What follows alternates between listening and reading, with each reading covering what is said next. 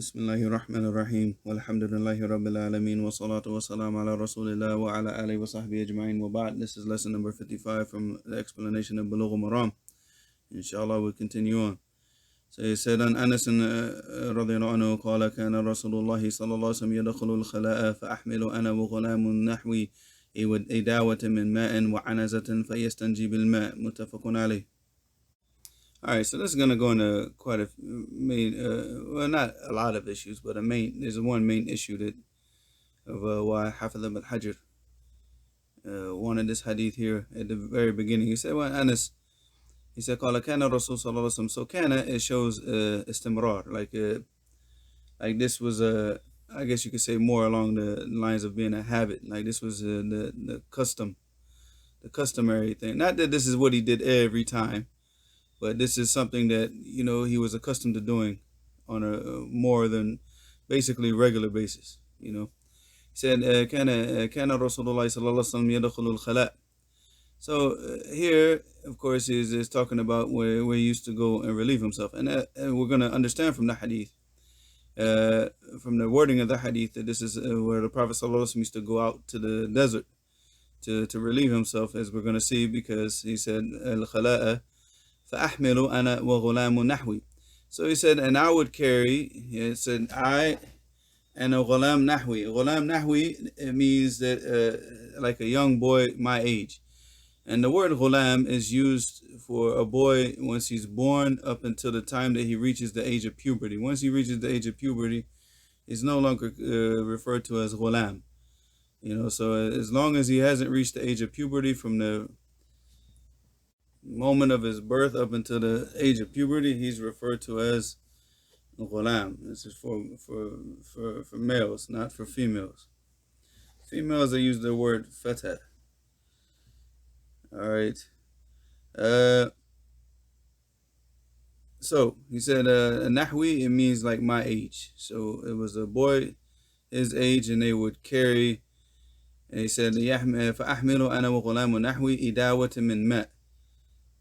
Idawa is basically, it's a qirba saghira. Qirba saghira, as we talked about in previous ahadith, a qirba is the drinking skin, the skin of the animal that water was kept in for drinking. All right, but this one is smaller, and it's only used. The only use of it is for just carrying water in. So idawat min ma'. And he said, وَعَنَزَ. He said, نَحْوِ إِدَاوَةٍ مِّن مَاءٍ وَعَنَزَةٍ. Anaza is like a smaller spear. It's like the spear, but it's shorter. It's shorter. And this is according to Hafiz ibn Hajar and Fath al-Bari. He mentioned that this spear, this anaza, specifically was given to him by a Najashi. And that this smaller spear was the way that the Ethiopians, that's how their spears were. Allahu A'lam. Allahu A'lam. But the thing is that that's what that is. It's a smaller spear. All right, the smaller spear. So he said, and then that also goes to show that they're going out to the desert, because obviously you wouldn't need to take a spear with you into the bathroom in your house. Almost done.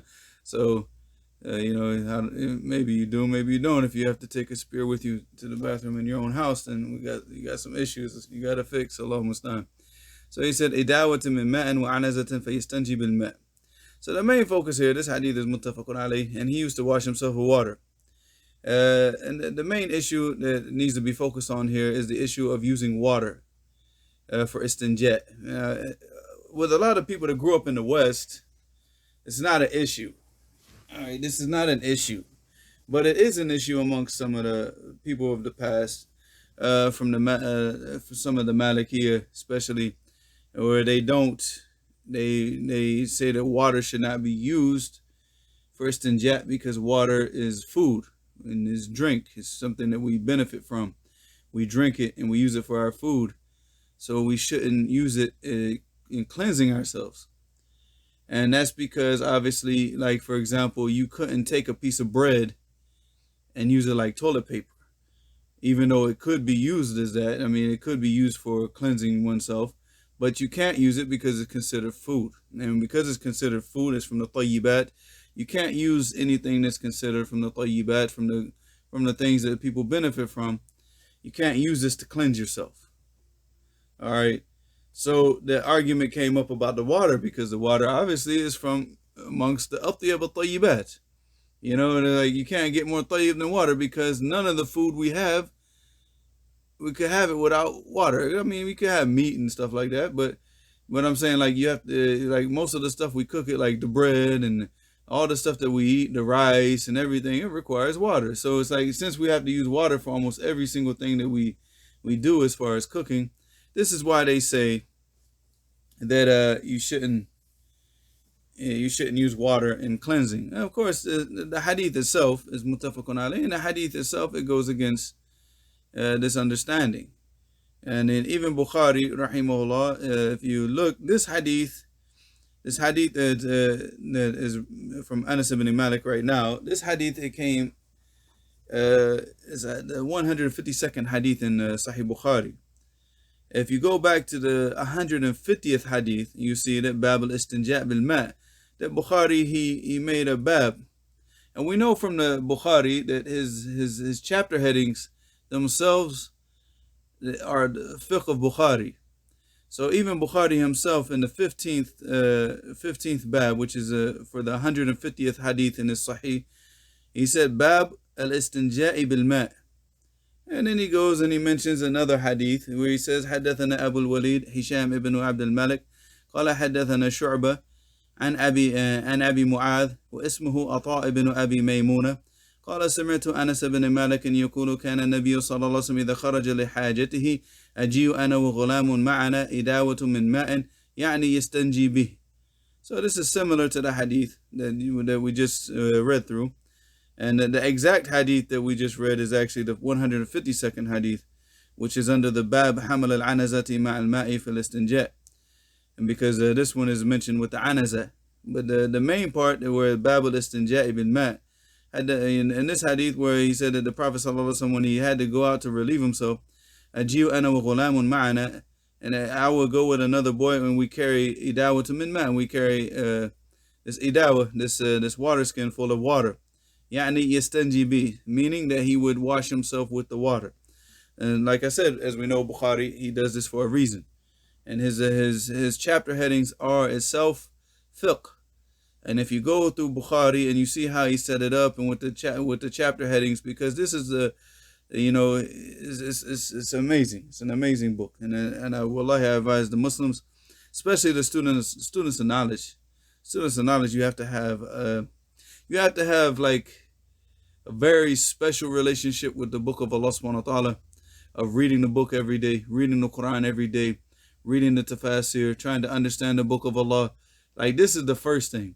And once you have that strong relationship with the book of Allah, then you have to formulate a strong relationship with Sahih Al-Bukhari, and memorizing the hadith, going and understanding the hadith, the chapter headings, and being very familiar with the chains and narrations of Bukhari, and going back and reading Fath al-Bari li Hafidh ibn Hajar rahimahullah, and studying Bukhari, and trying to really, really understand what's going on in Bukhari. Because once you have a good understanding of Bukhari and what he did with it, then it just opens up all the other books of hadith.